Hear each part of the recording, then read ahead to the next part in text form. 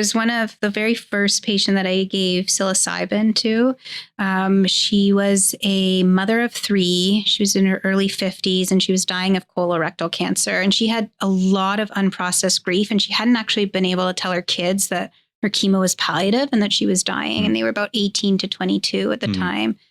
So she took this high dose of psilocybin. We did prep sessions. There were 2 therapists. She took this high dose of psilocybin.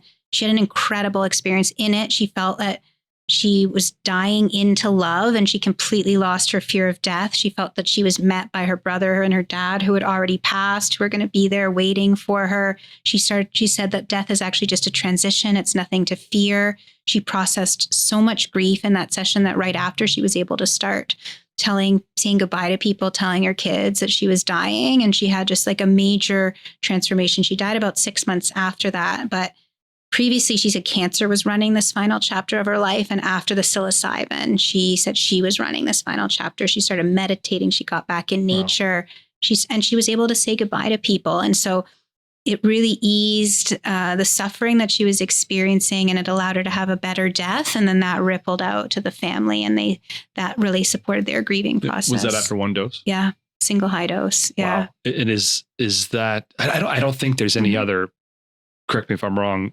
compound or medicine that after 1 dose, you have it's pretty amazing. Lasting effects. Yeah. And especially in the end of life population, we find that even a single dose can endure. They're not for everybody. There's some who would really want a second dose or who could benefit from that. But for a good proportion of the patients, a single high dose with the therapy at the end of life is incredibly transformative.